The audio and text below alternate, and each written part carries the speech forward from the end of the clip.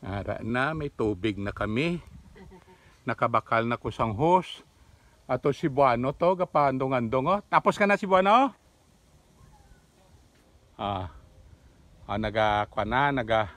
Nabutangan niya na to sang haligi.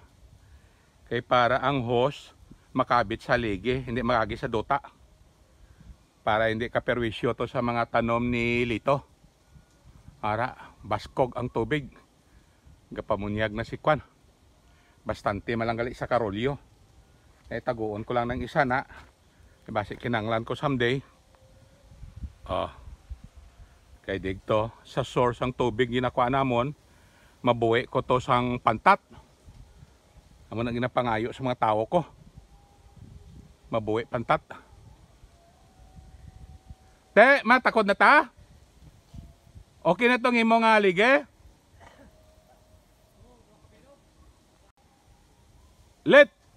Joel. Ariglato anay, duwan lang kuno kabilog, dugangan mo pa to nga ligi mo. Okay, gaulat si Buano. Ariglato sanay. Pabay lang na danay ang kana kay 24 hours man ta pwede nakapamunyag kay bastante ng aton tubig.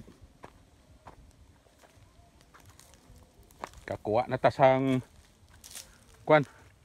Tapusan nyo na yung Kwan na. Kay mapuli ko. Kaya mo na yung plastada. Tanawang ta pagbalik ko. Kon sigurado madugang ko sini. Pero tanawang tanay. Si Jewel. Ginapanutdan niya na dang mga kahoy. Nugunan gani ko hawano niya pa kuno ni di kagtamnan.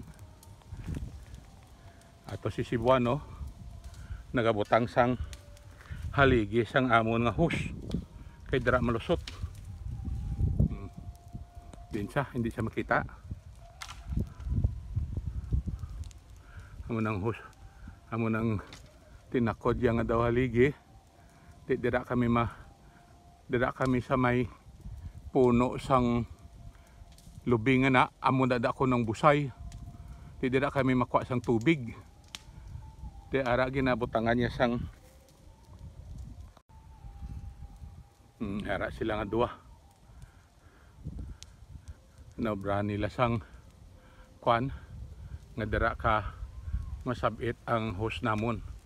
Hindi magkwan sa duta para hindi sagabal sa duta ni Lito. Ara nabutangan nila siyang sanga kagisabit digto sa babaw. Mabuhi ko to sa mga initial lang anay 500 ka fingerling nga pantat. Mana kay pagabot ko de sa Marso may sulusog baon ko. Dalaan ko lang tanduay. Sampat na. Dako paning nga obra. Ining halawanon nga ni panapson. Pabilin ko lang sila ang mga hardwood.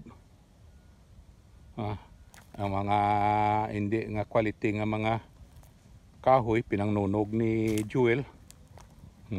Pinangtutdan niya. May nagkadto di nga duwa ka tao pakaisa ito kuno nangayo sang inugatong. Damo daw kinuha nila di nga inugatong. Sige ang bomba sang tinutdan niya ho.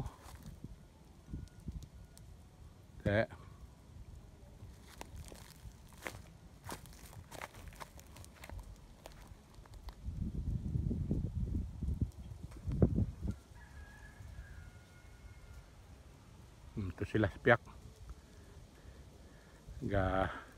Kuan sila ni Buano. Gabutang sang amon nga puste. Mabuhay ayan Buhay mo kung ano kung amo ka dyan kang katanging bal ka dyan sa tabok ka 5,000. 5,000? Di karon ano gina-feeding Feeding Ti Agahapon. Ano? Agahapon. Ti anong gina-feed Primas. Primas.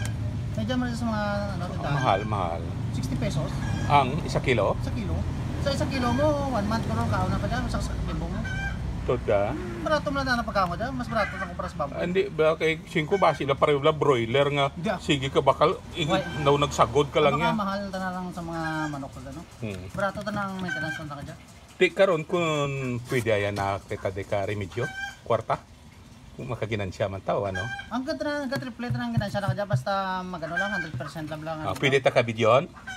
Video nga Sino galing alam mo, Nay? Arvin Si Arvin, Toto Arvin. Pega pangayo, tadi sang kwan, sang... Advice. Andali. Sang expert advice.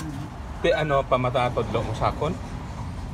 Kaya mo dahil sa fish farm mo, dapat prepare mo na Antes buyan. Butang ang screen. Tapos ang tubig mo dapat fresh kagad. Para 3 days before dapat ang tubig mo na magariya ka kagad. Tiki ang... Kaya may mga pakaalam mo. Pwede na pa, ubsan mo Hindi mo sigit to agat daw tuburan laga tubod lang. Oo, Pwede na ko gagwa tubig nga para pang bunyag ko sa akong tanom. Kung wala man lang mga bullfrog to kagano, mga hito nga native kag hito nga mo man dyan, okay lang. Ati palimpyuan ko ano sila eh. Pulimpian, paubsan lang siya, tapos muna clearingon lang kung may mga itlog ka bullfrog May mga ano pala, may mga buto ka bullfrog. Amo ta. Amo ma lang ng kontraya no. Tapos mabakalan ko sa kilo nga feeding niya, isa na nakabulan. Mga salong doon naman kamay nakaon na ka dyan mo. Hasta magdako. Oo. May tilan doon kamay na busong na mo. Dua kutsara ra gid ano ron. Ang ihulog naman tubig. Ang bubot ba? Oh, sige. Mayo kay Ari de. Lapit man lang. I-deliver niyo na sa Pwede kon. man basta tao mo lang ako ang imong ano lang address. Kay